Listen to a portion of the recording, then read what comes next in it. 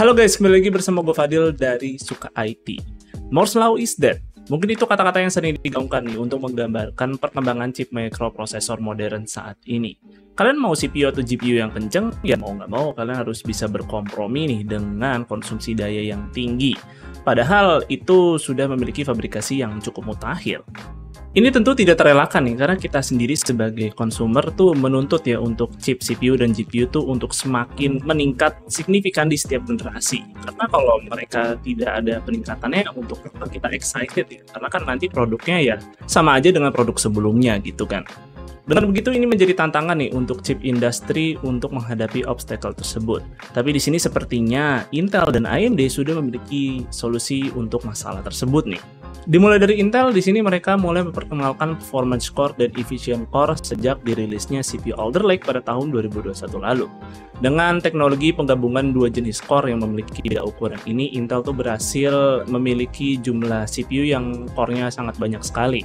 Dan ini tuh bisa dilakukan tanpa perlu Intel membuat chip dengan ukuran yang terlalu lebar. Dan ini tuh tentu sangat membantu sekali pada CPU mobile-nya. Dengan begitu mereka bisa mendapatkan jumlah core yang banyak yang alhasil akan meningkatkan jumlah komputasi pada chip tersebut.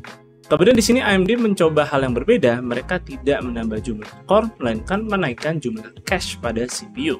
Konsep ini pertama kali dikenalkan pada CPU Ryzen 7 5800X3D, yang di sini AMD menambahkan jumlah L3 cache yang supermasif dibandingkan 5800X biasa.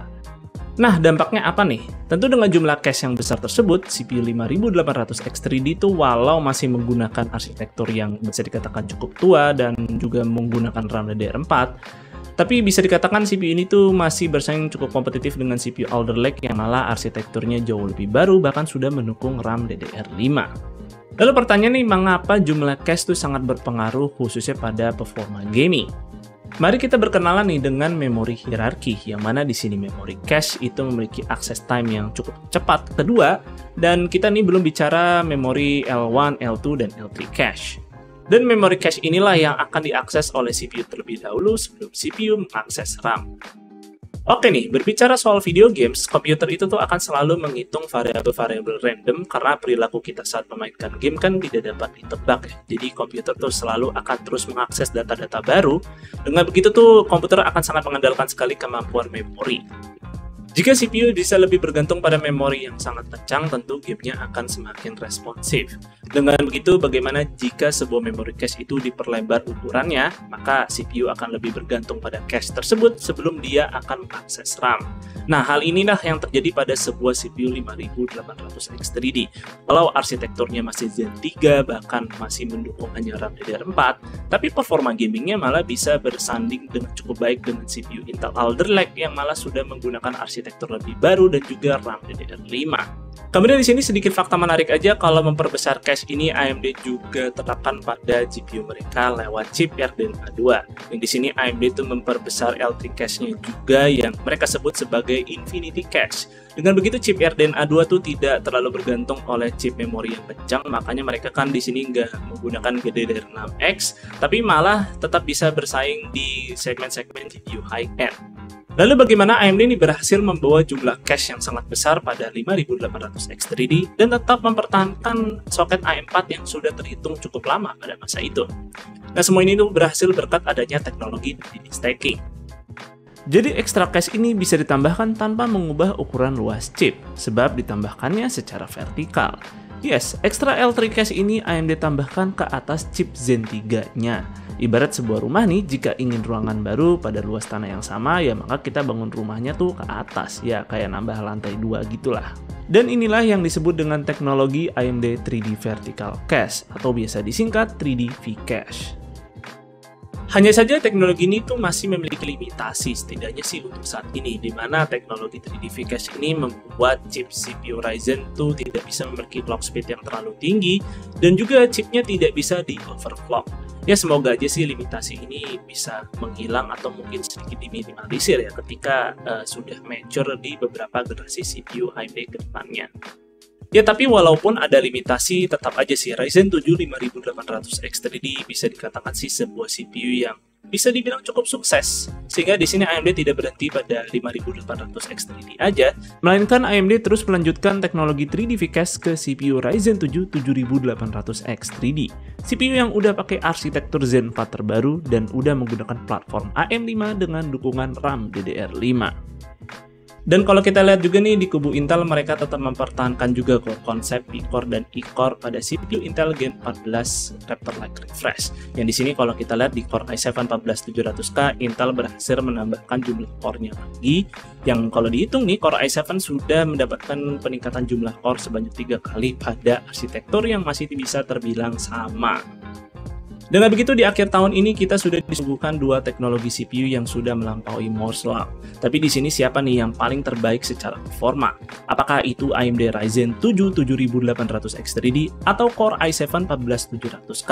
Makanya dari itu di video ini gua akan bandingkan kedua CPU tersebut. Pada pengujian ini, gue akan tes content creation dan juga gaming. Lalu kedua CPU gue akan sandingkan dengan motherboard B series saja untuk melihat CPU mana yang paling efisien dan ramah budget. Ya lagian sih juga si 7800X3D-nya kan nggak bisa di overclock. Jadi ya biar sama-sama fair pakai motherboard B series aja keduanya. Oke nih, AMD Ryzen 7 7800X3D akan menggunakan motherboard MSI B650 Tomahawk Wi-Fi. Dan di sini untuk Intel Core i7 14700K akan menggunakan motherboard ASRock B760M Steel Legend Wi-Fi. Yang kemudian kedua CPU ini akan gue lepas nih power limitnya untuk mendapatkan performa terbaik. Lalu di sini supaya tidak ada limitasi suhu, gua akan pakai liquid cooler 360 mm dari Deepcool LT720. Dan serta di sini untuk spek-spek lainnya bisa dilihat sebagai berikut. Dimulai dari tes Cinebench. Di sini tidak bisa dipungkiri sih, jumlah core yang dimiliki 14700K betul-betul membuatnya unggul dalam sisi komputasi, yang mana ini akan menggambarkan sih bagaimana performanya pada tes content creation selanjutnya. Nah, masuk nih ke tes content creation seperti Blender. Gue di sini pakai Project BM W27. Nah, bisa dilihat 14700K di sini unggul dengan waktu yang lebih cepat, hampir setengah dari 7800X3D. Kemudian pada DaVinci Resolve 18 dengan ekspor video 4K, sekali lagi sih 14700K unggul di software video editing juga. Lalu gue juga coba tes AI Image Generator menggunakan Stable Diffusion, yang sepertinya juga di sini 14700K kembali unggul hampir 2 kali lipat nih dari Ryzen 7 7800X3D. Sekarang kita masuk ke video games yang digadang-gadang 7800X3D bisa unggul nih. Oke nih, pada games e-sport seperti Counter-Strike 2, 7800X3D benar-benar unggul sangat signifikan dari 14700K di resolusi 1080p. Namun, jika kalian main di 1440p, sepertinya kedua CPU ini tidak memberi perbedaan yang signifikan. Kemudian masuk ke game Cyberpunk 2077. Nah, pada game ini terlihat kedua CPU punya performa yang identik. Yang sepertinya sih di game ini nggak begitu memanfaatkan jumlah cache yang besar ya. Oke, selanjutnya ada Forza Horizon 5. Nah, khusus game ini 7800X3D itu bisa unggul pada resolusi 1080p dan juga 1440p. Yang mungkin game-game racing sangat memanfaatkan cache CPU yang besar nih. Lalu masuk ke game Resident Evil 4 Remake. Nah, pada game ini 14700K sedikit unggul pada resolusi 1080p. Tapi 7800X3D sedikit unggul nih di resolusi 1440p. Ya tapi sih kayaknya bedanya nggak begitu signifikan sehingga ya keduanya bisa dibilang mirip-mirip aja sih performanya.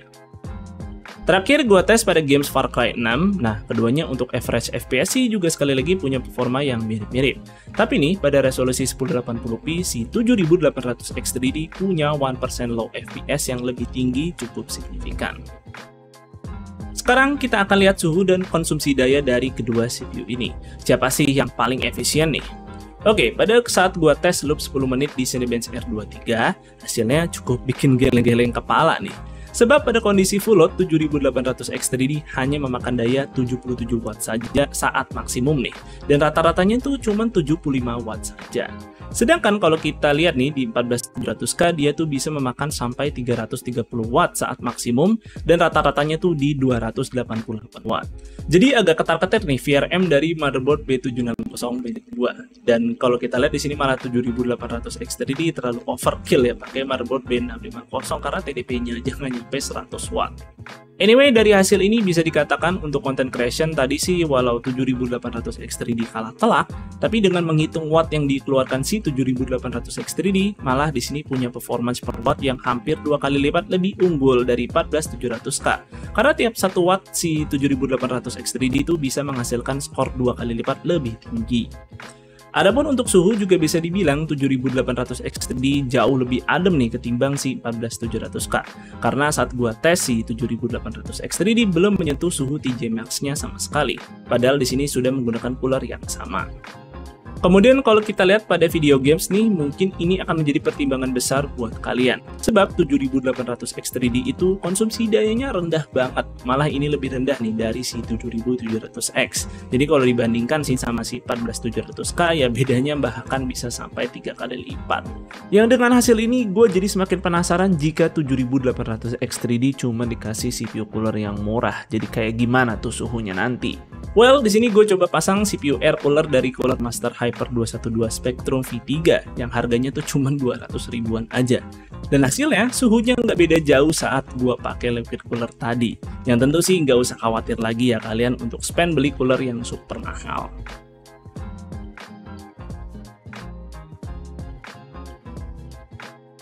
Sebagai penutup di sini gue juga tambahkan tes ketika si 7800X3D menggunakan RAM DDR5 dengan speed yang rendah.